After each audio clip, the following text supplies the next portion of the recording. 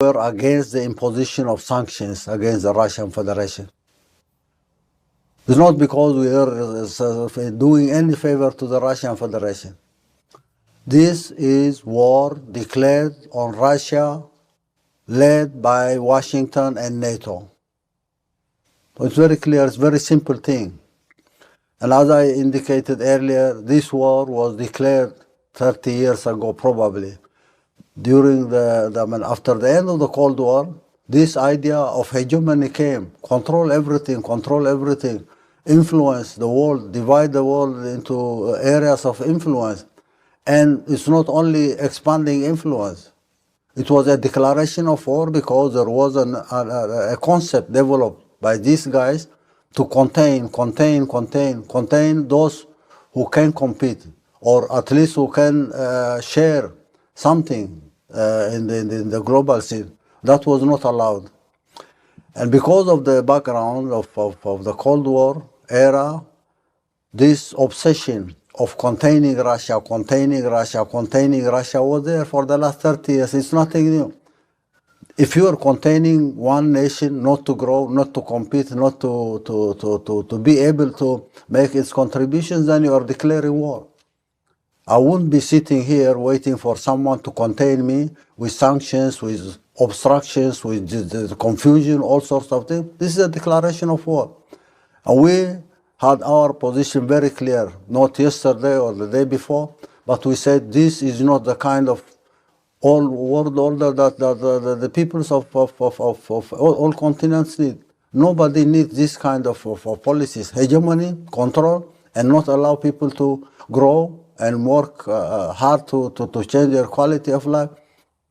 This idea of war in Ukraine or war between the Russian Federation and Ukraine is not true at all. This is war declared by NATO and Washington against the Russian Federation for the last 30 years. This has been going on and on and on for the last 30 years. How can you contain Russia? This stereotype of everyone coming and making statements, PR statements about achievements wouldn't make any sense. Let's be focused, okay? I will not talk about our achievements in agriculture, infrastructure, energy, water, and others. That will take time, okay? Now let's be focused. Occasions like this one, summits where people come, do their promotion about their achievements, and mostly PR exercise. Let's get out of this cycle, first and foremost, okay? I would like to focus on my own issue. Now people are talking about the resources of the continent, 60% of this endowment, 20% of this endowment. I mean, why can't you mobilize your own resources rather than extend your hands for handouts and charity? Is there a way of mobilizing these resources in the continent? How do you mobilize these resources? Can you mobilize the resources of Niger that are going to Europe, uranium and what have you? What about the mineral resources of this continent? Are you mobilizing these resources for the development of the continent, for climate change? What are these resources? Everybody is talking about their achievements in their own locality, in their own national borders, without even addressing the real issues challenging this continent. Talk about the continent's challenge and try to find solutions for this challenge, okay? We're talking about climate change, you're talking about resources, you are talking about so many things. Don't divert focus on non-issues, okay? Now, do your homework, come up with a definition of your goals and objectives, strategize, go for detailed plans, and then come to mobilize resources so that you implement your programs. Otherwise, I don't want to waste your time and waste my time talking about our achievements in Eritrea. Try to talk about some of the issues mentioned on this summit. These billions coming to this continent from anywhere, Europe, Americas, or any other place, you are inviting intervention in your own affairs. And this money coming from there, billions and billions, will be siphoned back there. make sure that you mobilize your own resources so that you can be enabled to benefit from resources coming from outside. The promises of billions is no good. Yeah. Again, it's the focus that we need to talk about. You're talking about corrupt governments and comparing them with the private sector and promoting the private sector, the private sector, the private sector. You put in place accountable governments, non-corrupt government that will use national resources for the development of the majority. This is not a matter of polarizing the private sector and the public sector. These classical arguments about the private sector, the public sector, that makes sense at all. It's out of context. We need to be focused on this matter. We can't blame governments and bring non-governmental organizations to manage our affairs. That is phenomenal in Africa. Go everywhere. Non-governmental organizations are managing governments and discrediting governments and replacing them with what they call private sector. Can you imagine this makes sense to anyone? Now talk about serious things, okay? You want to implement programs, articulate your goals and objectives in the first place, okay? Strategize on how you can achieve these goals and objectives. Then go for detailed plans, sectoral plans or industrial plans, and then mobilize resources for that. Give these plans and the resources to reliable hands, accountable hands. Government or private sector, doesn't matter. It's not a matter of being with or against that party. How do you mobilize these resources to implement programs so that you address climate change? Thank you. Yes, focus. Don't get us to some classical discussions about what the private sector can do or the public sector can do. Corrupt governments will not implement any program at all. It's the sick mind of hegemonistic powers. It's sick because why impose sanctions? What is the legality of imposing any sanction? What is the morality of imposing any sanction? I was patient listening to people talking on these meetings, and one issue that worries me, I just want to articulate that issue and say our views, at least how we see the situation from our perspective. When people talk about Russia, Ukraine, I say there is no Russia-Ukraine war at all. There is no Russia-Ukraine conflict. This is war declared by NATO on Russia. The war declared by NATO on Russia is not only for Russia, it's for dominating the whole world. It's for hegemony. This is an agenda developed after the end of the Cold War. They came up with this fantasy about containing Russia, containing any power, small, big, that challenge them technologically, economically, socially, culturally. They have to contain everybody. This defunct ideology is a defunct ideology.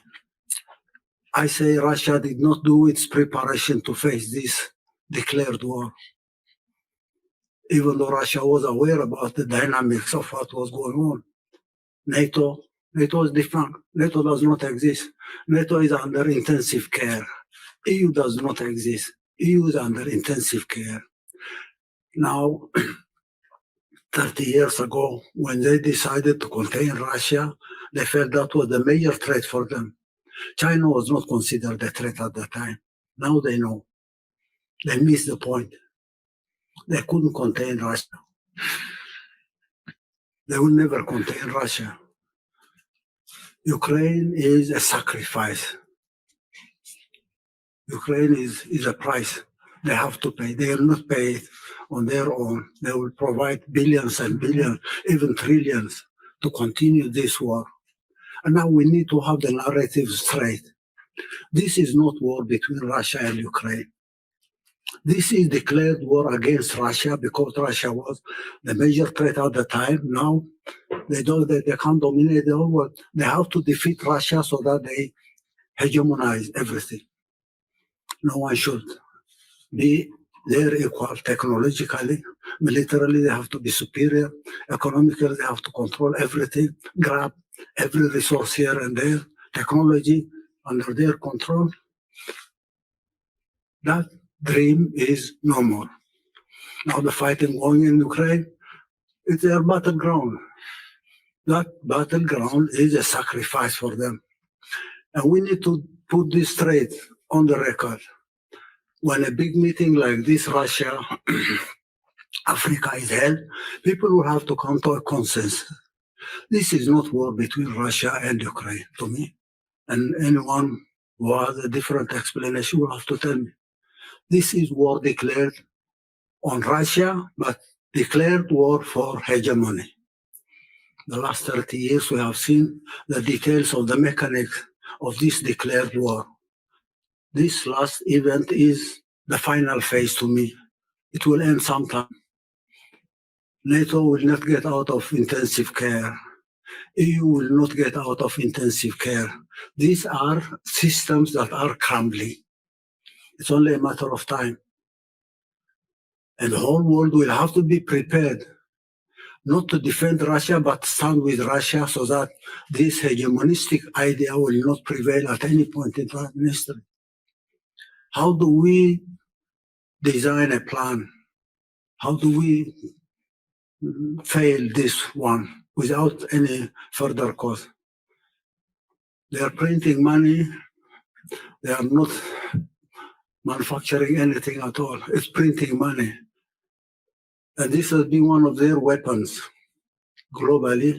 The monetary system, the global monetary system, controlled by dollar and euro, has been used. Sanctions here, sanctions there, sanctions there, grabbing this account, grabbing that account, has been one of their tools. This is not going to continue indefinitely. And we need a new financial architecture globally, not controlled by euro, not controlled by the dollar, not controlled by other currencies. To me, this failure of the attempt to contain Russia will immediately move to the east. Containing China is their next agenda. They may be playing a very deceptive tactic on trying to tell everyone, oh no, we have to work with China, we have to do this and that. Their miscalculation about China has proved to be wrong. They felt probably they have the technology, they have everything. The Chinese can only copy. They will never equal them. So they will contain Russia, but make friendship with China and continue taking advantage of that so that containing Russia will be easier for them to do. Now China is out of control. Containing China from Taiwan, from India, from Japan, from South Korea, from Australia. How do they do it? How will they do it? That challenge is coming next. But first they need to deal with Russia. How are they going to deal with Russia and then next move to China? How can they deal with everybody? How do they contain us? Imagine this tiny Eritrea is being contained by them. We're being punished with their sanctions every time. We have to be punished because we're not bowing. We are not bowing to their conditionalities. We are a very small threat. We are not even a threat to them. But they have to contain us. Sanctions, sanctions, sanctions, sanctions, conflict here, conflict there. Now, I think we need to strategize. And I say Russia will have to lead this strategy. Russia will have to design a plan on facing this declared war.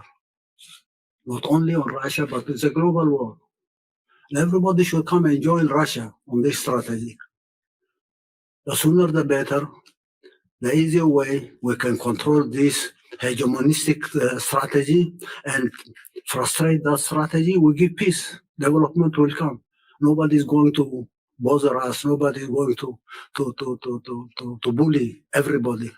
Sanction, bully, defamation, demonize, psychological warfare, sanctions. We need a strategy, an alternative strategy for this hegemonistic declaration of war. And every event, bilateral, multilateral, will have to adopt this strategy. And that's why I said during my intervention, Russia should design a strategy. It's not because Russia will have to do everything. We can make our contributions. It's a matter of ideas. How do we face this hegemonistic strategy so that we can implement bilateral programs? Technology, industrialization, agriculture, energy, water management, services, tourism, life. How do we do that? Now, and we have to take this into a historical context. This is a continuation of the classical slavery. After slavery came colonialism. Slavery was exterminating populations, exterminating 9 million in the Congo, exterminating the Red Indians in North America, in Canada, exterminating indigenous population and grabbing their land, controlling. And when they control land, they have to take slaves from Africa for their cotton plantation in the United States. That was slavery. Continues to be slavery as is. And then industrialization came. When industrialization comes up, it's a matter of grabbing other resources, a continuation of slavery under a different form. Colonialism came.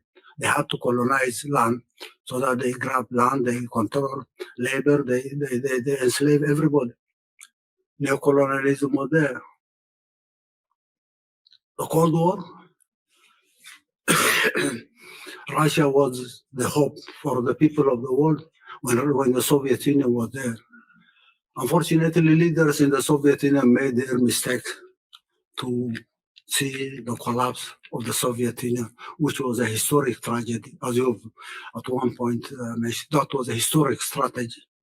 In the course of the history of humanity, that was a catastrophe. And that was one of the reasons that encouraged people like Fukuyama, Huntington, to design their strategy of hegemony. Because the Soviet Union collapsed, the Soviet Union disintegrated, then they felt they can control the world for the coming 50 years or 100 years without anyone challenging them. And that was when this hegemonistic fantasia was developed. Hegemonize. We have seen what they have done the last 30 years. It's a continuation of the same ideology of slavery, colonialism, neocolonialism, then hegemony. The world will have to get out of this state of affair. We are at a crossroads. We believe we are in a transition to a new world order. How do we design a new world order? How can we possibly strategize? How do we mobilize resources? How do we make people aware everywhere that this threat is there for them? And then they get out of this so that they can enjoy their liberty, their freedom, their development without this hegemonistic idea. To counter the West's hegemony, President Isaias Afwerki stressed the need for the rest of the world to make concrete plans and forge solid new alliances, highlighting the Russia-Africa summit as a classic example. He reiterated that Russia, headed by President Putin, should lead the rest of the world in this fight because of its history of standing up to the West and the fact that it is currently being targeted. However, he was quick to stress that every other nation has a unique role to play in this fight by coming up with strategies to define their unique goals and objectives. He then proposed the collective mobilization of resources to implement these programs to transform lives everywhere to make the world a more developed and just place. So I think this issue will have to be exhaustively addressed, and we need to come up with concrete plans. We will be making our modest contribution, but we have the idea that this, say, the Russia-Africa partnership is one part of the bigger global partnership that will have to be developed. And Russia will have to take the lead because Russia has been targeted and is still targeted. They might dream of using the war in Ukraine now to weaken Russia and probably dream about the same event happening. The collapse of Russia will be a big advantage for them. It's a dream. They're now spending trillions and trillions by printing money to run the show in Ukraine. This will have to end at one point in time, and we need to look beyond that. Our bilateral partnership is based on our understanding on this historic mission of Russia. Russia has a historic mission to play on behalf of everybody in the world. I can say who is the leader of this show? Mr. Vladimir Putin is the leader of the show because of time, because of the challenge that we have. And Russia should take them. I'm not flattering anyone. I'm not doing any favor to you. I say this is a global challenge, and we have to this global challenge by identifying the role of each and every one of us in the whole story. Economic program, energy, water, infrastructure, name it. Not the easiest thing one can ever imagine. We'll have a strategy, we'll define the goals and objectives. Once we have a strategy put in place, we'll have detailed plans on each and every sector, each and every industry. We'll mobilize resources for implementing those programs. And we will see that implementing those programs will change the life of everybody in Africa, Asia, Latin America, even Europe and the United States. So our detailed plans for sectoral programs is ready. On each and every sector, we have our own strategic plan. Since 2012, we have designed details of each and every infrastructure program: roads, ports, airports, railway, ropeways, energy programs, water preservation and water management programs, irrigation, introducing technologies. Our human resource development strategy has been there. We discussed it yesterday with one of your ministers. We have at least agreed on the details on how we will go over this, because developing our human resource is a priority for us. There could be other resources, oil, gas, minerals, whatever. But our human resource is our human capital. We need to invest on that, and we can rely on the Russian Federation for developing our capacity to implement developmental programs by guaranteeing the qualified human resource that we need to develop. The details are there. Do we have the money? We'll try to mobilize every single penny. If we can't mobilize this resource, then we'll have come and say to our partners in the Russian Federation, these are our plans. If you have an idea or an opinion, alternatives, we would like to listen. Mobilizing resources is a shared responsibility, and we can mobilize our own resources from whatever is available: mining, agriculture, manufacturing. We can do that. Thank you for your patience.